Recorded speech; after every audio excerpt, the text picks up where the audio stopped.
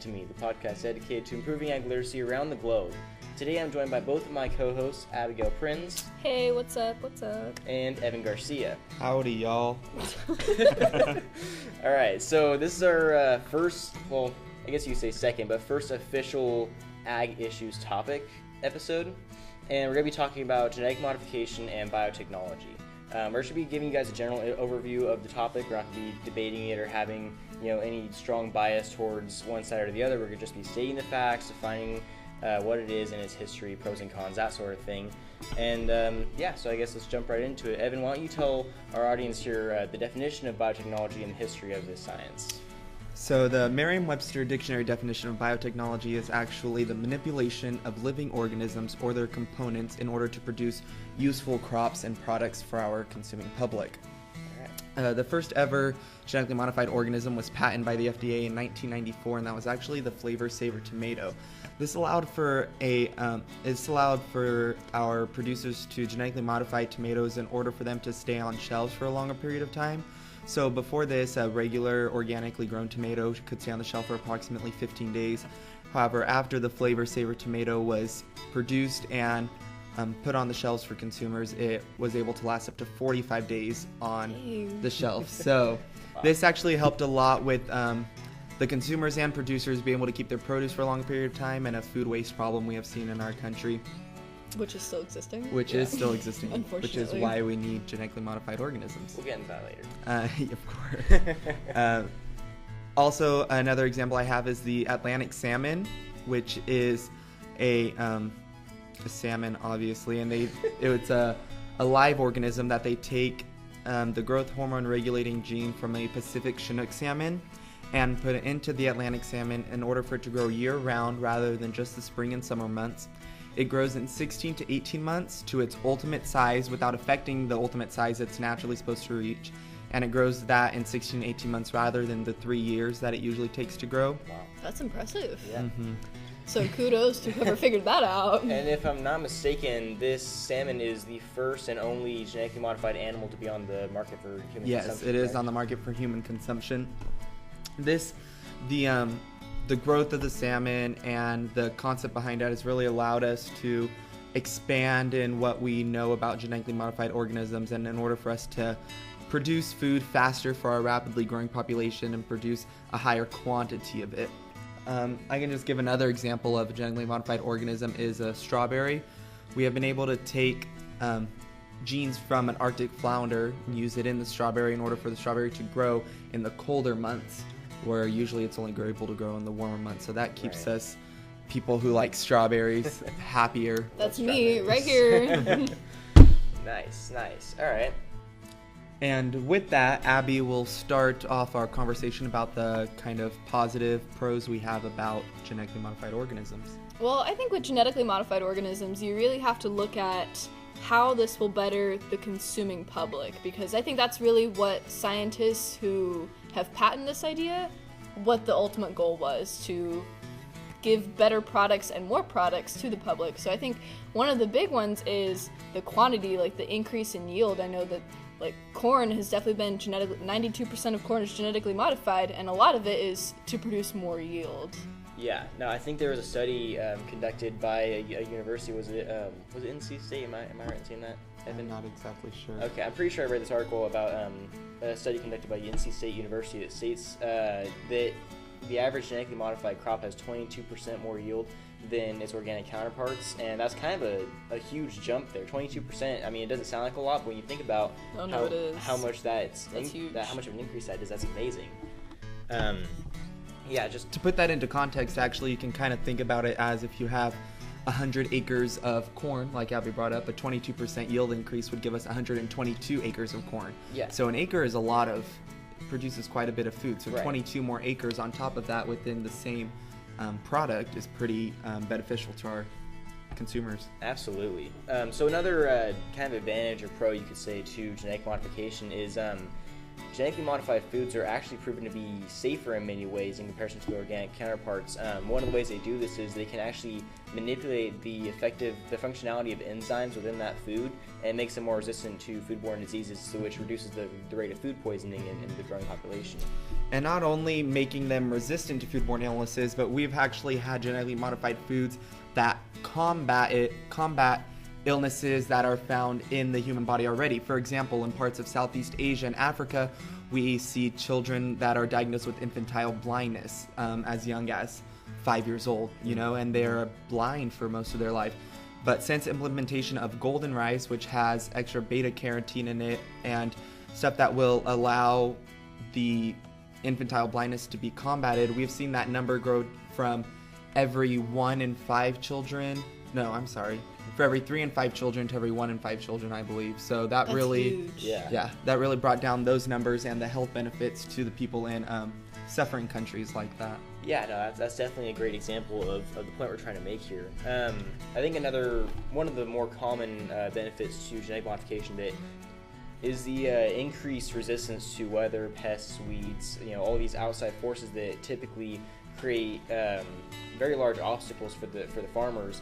There's a lot of crops today and a lot of genetically modified organisms today that have this they're born with this resistance to these types of effects. I mean, for example, we have Roundup Ready crops, especially Roundup Ready corn, and this is resistant to a variety of different types of harmful weeds to these, or harmful pests to these crops. And I think that this advancement of these types of Roundup Ready and other types of resistant crops really expanded the possibility for genetic modification for productivity levels and for all these different obstacles that were once huge problems for farmers. They're now being overcome in more simple and more effective ways. Yeah, and I think so. Recently, I watched a documentary.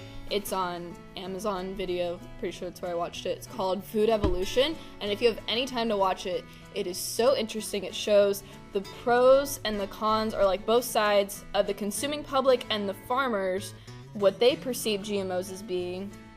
And it talked about the rainbow Hawaiian papaya, and there was a big disease that came and hit all the rainbow papaya that was in Hawaii.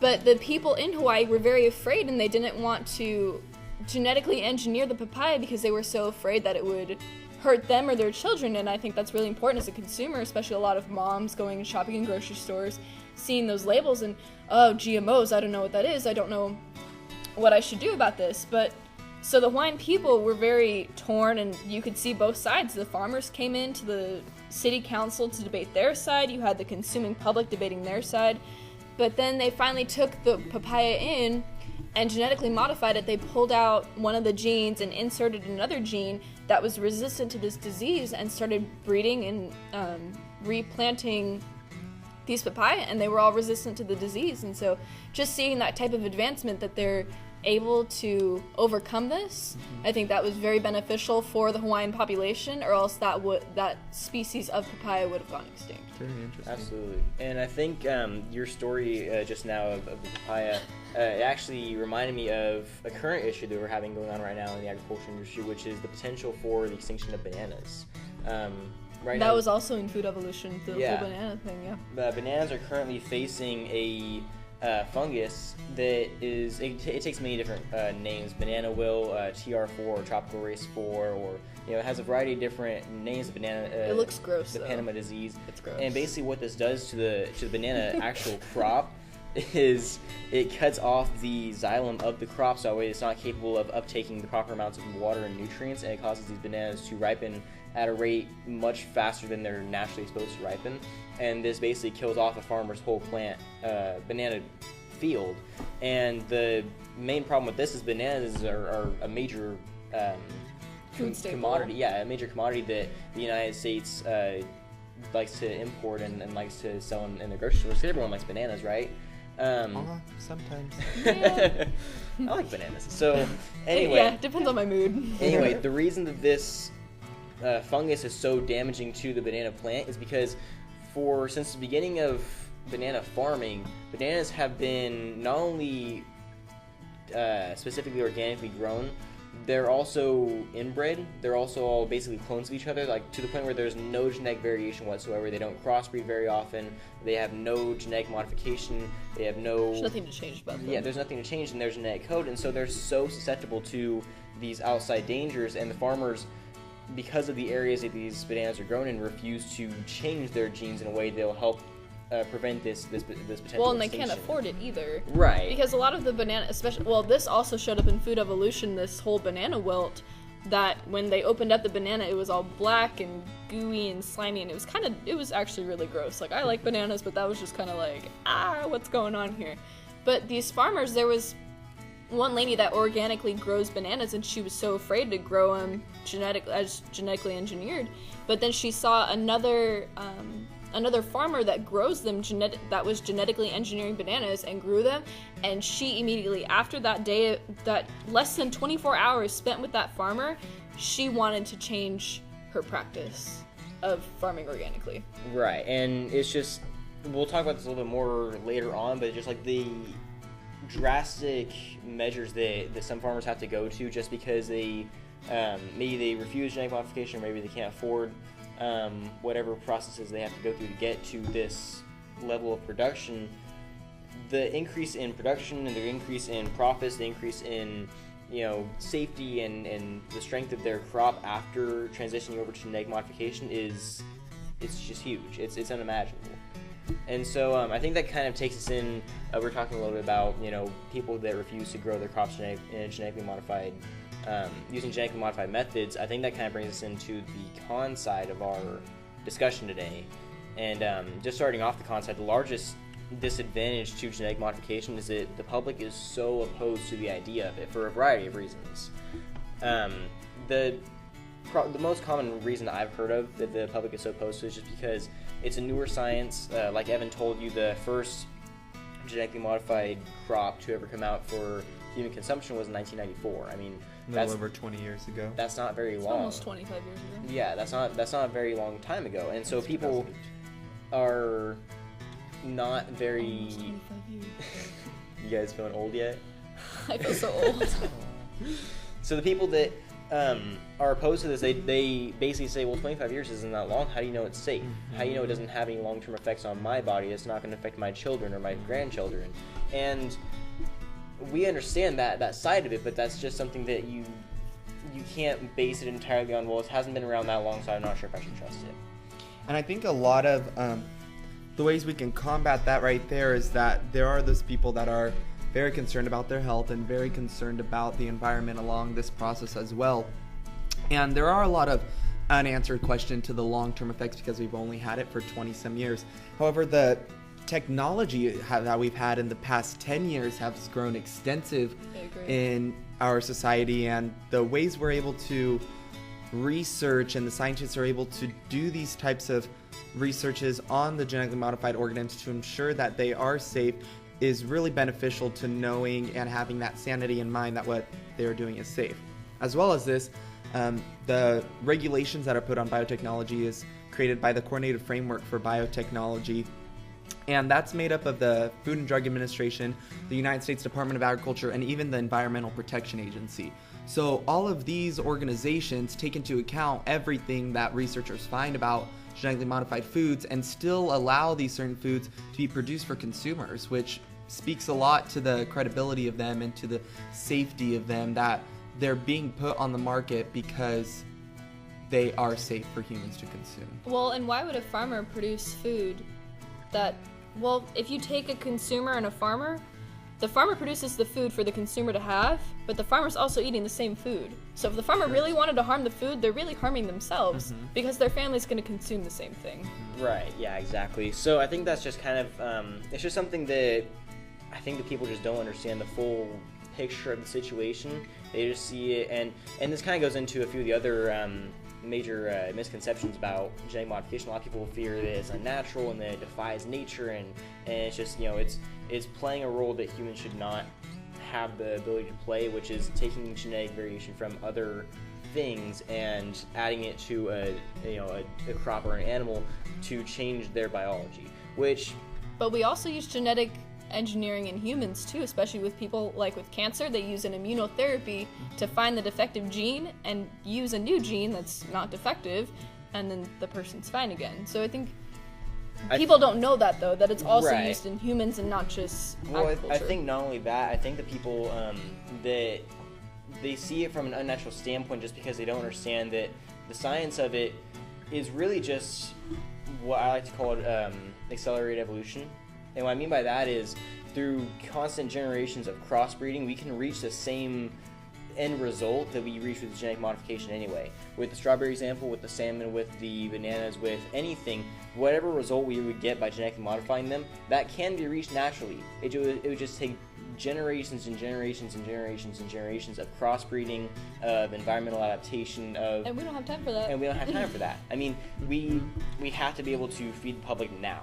And farmers have to feed more people in the next 40 years than in the past 400 years combined. And the resources are getting even more limited with the land being taken up by urbanization, environmental issues. So we do have less farmland to do that. So this is a perfect way to enhance those crop yields in order to feed that population. More land is not being produced. Like, whatever we have, that's what we have. We don't have more land. There's definitely a lot of factors that go into that, which we're going to go into in just a second. There's one more point on the concept I kind of want to go over, which was a little bit more scientifically based, and that's that using genetic modification creates, I guess you'd call them, I don't know what the term would be. It creates pests and weeds that are resistant to pesticides. So like a superweed. Superweed. Yeah, that's what I was looking for. It creates this resistance that makes it even more difficult for the farmers to get rid of, and it just creates more of a problem than it's worth, which I understand that side of it as well. That's a little bit more of a scientific base. It's less of an emotional fear, which doesn't happen all the time, but it's potential. It is potential, and I think that's what people are scared of. I think they're scared of the possibility that it will happen. And that should even be less on the people being scared of it, and the farmers should be more scared of it. It's more on the farmer, yeah. Right, yeah, no, I agree with you there. That's something that a lot of organic farmers fear, and that's one of the main arguments that they use. And I just wanted to address that point if we're going to be addressing the counter arguments to that claim, which I think it's important that we address both sides of this argument in order to keep everything neutral and fair and not biased, even though we're going to be talking about our perspectives here in a few seconds. But transitioning into that portion of this episode, I think it's very important that the audience understands that just because we support genetic modification, we support biotechnology, we're not saying that those who don't are bad people. We're not saying those who don't are... We're not radical. Yeah, we're not opposing those who don't just because of their beliefs. We're here to teach. We're here to teach. We're here to help those who do not understand the concept in a full perspective to understand that full concept. And if they understand it just as well as we do and they still oppose us, then we did all we can do. I respect their side of it.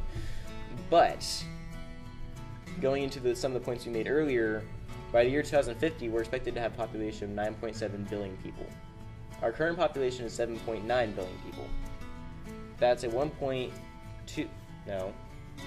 That's a 1.8%? Or 1.8... Anyway, it's a big increase. There's a 2 and almost billion, 2 million. And almost... 2 billion people increase. Yeah, there's almost 2 billion more people coming to this earth within the next 30 years.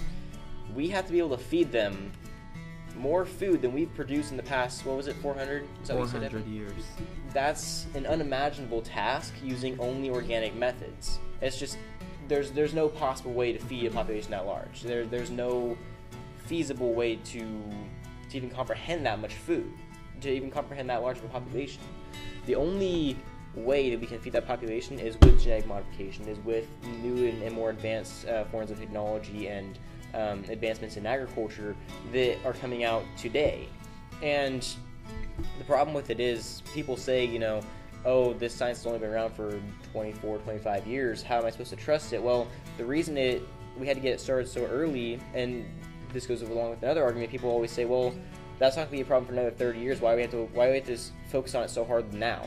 Because people don't realize it'll be too late then. We need the time to get it ready now.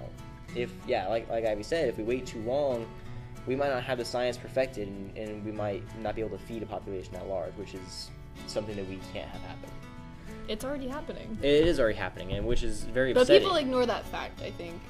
I think that's a big deal right now, that people are very food insecure, and there's many countries in the world that don't have enough food to feed their families. But I feel like for Americans, we are very privileged, and we overlook that a lot. Just tossing food, like, oh, you're not going to eat this, well, toss it. But you think about other people in other countries Not that at my house. don't have enough food to put on your plate the if there's food on there. You finish your food. Yeah. But I'm saying, Or I the finish average it American for you. family... I finish it for you. But like those families, they don't have enough food to put on their table, but we take it for granted. Yeah, no, I think that we definitely do. And there's a couple things I kind of just a couple facts I wanted to throw out there just as mythbusters towards GMO fear, biotech fear, and that's people think that as soon as something is genetically modified, it goes on the market immediately, which is not true. False. On average, GMOs go through 13 years worth of testing before they even touch the shelves for human consumption. They go through, hundreds of trials. Expensive. So expensive. There's so many trials they have to go through, so many tests they have to pass, and if they fail just one test, back to the drawing board. They do not get to even touch the market, and that's a huge misconception. People always think, well, they just genetically modified that crop and threw it on my shelf. That's it not just what happens. Yeah. Those farmers have to get tons of approval through tons of years of testing and research just to make sure that crop is safe for your consumption before it ever touches your plate. I think that's important to understand. And by the way, that was according to a Phyllis McDougall study that I was reading a couple months back.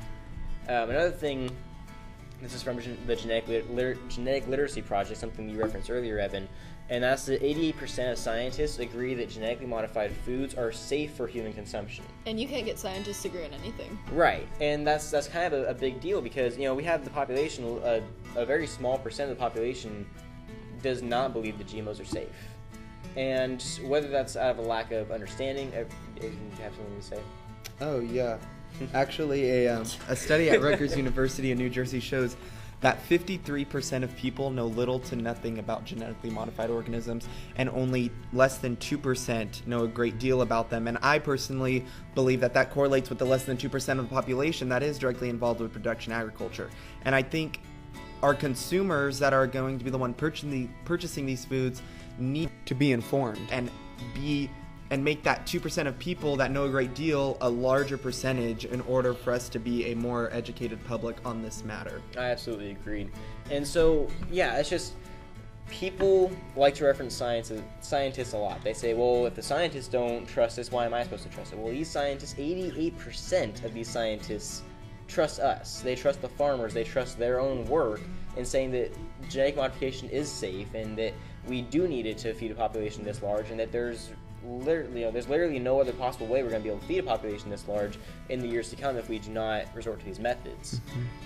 So I think overall the kind of ending point we wanted to make here is there's a large misconception about genetic modification, and I believe that that's the main source of all this opposition to the science, all this favoritism towards organic food and towards less conventional methods of farming, and that's completely understandable. I mean, if you're not around agriculture very often, or if you're not around genetic modification very often, and you don't have someone to teach you about what these methods are, it can sound scary from an outside perspective. I mean, you take the genes from one thing and stick it in another thing and expect people to be okay with that? I mean, just the idea of it sounds a little far-fetched. It sounds like something out of like a Frankenstein movie. But it's our job, and it's the job of anyone who does understand the science, to explain to those who don't what the overall cause of this is, or what the overall purpose of this is, and that's to feed a population that we are not going to be able to feed anytime soon. And I like to add a little food for thought on that, pun intended. Every single person, every single living person on this earth must consume food in order to survive. Right. Every single person. There's no way around it, no loopholes. You must eat to nourish your body. And in order to do that, we must be able to produce enough food for those consumers and for the population. Also, another just little fact out there is that in the years we have had genetically modified organism and the extensive tests and researches that we have seen with this engineering, there has not been one single study that shows any harmful effect to human health. Not one. that's right. I was actually thinking about adding that in, and I'm glad that you caught that, Evan, because I would have forgotten. But yeah, that just goes to show that they go through 13 years worth of testing. They've been around for 25 years, and yeah, they may be new, but they've gone through more testing than most other consumable products that humans even use. I mean, because this is such a new science and because there's so much opposition to it, it's that much more important that they're proven to be safe for our consumption. I mean, scientists, farmers, like Abby was saying, like Evan was saying, they wouldn't put something on your plate if they knew it was going to hurt you. It wouldn't benefit anybody in that sense. So, yeah, that was just our perspective. Do you guys have anything else you wanted to add to that? No, I don't think so. Alright, so yeah, that was our perspective on the issue and our kind of, I guess you could say, clarification on why this issue is such an important one. Big deal. Yeah, it's such an important topic for people to understand. And one thing I kind of wanted to do is, if you guys have your own statements you want to make, maybe a fact that we didn't cover, maybe a pro or a con that we didn't go over, or maybe you have your own opinion on the stance, whether it be pro or against, get a hold of us, because we'd love to talk to you about this topic a little bit more, just to to help ensure that you guys are really processing the things that we're saying and the issue at hand. Because if you guys reach out to us and tell us about what we're saying here, that really shows that you guys care about what we have to say and that we're doing a good job here. So yeah, I think that kind of wraps up what we have to say as far as the topic of genetic modification and biotechnology. I think this was a pretty good episode. I think we covered a good amount of information. And yeah, so that's about it. Like I said, if you guys have any questions, comments, concerns on this topic, or if you have any recommendations for future topics you want us to talk about, future people we want on the show, make sure you reach out to us on our Instagram, Twitter, Facebook, YouTube, Snapchat, whatever, at Talk Ag to Me, and we'll be sure to get back to you as soon as we possibly can. So if you guys don't have anything else to say, then I think we're going to wrap up the episode here. So, thanks for tuning in, guys. We'll catch you next Wednesday, and don't forget, if you ate today, thank a farmer.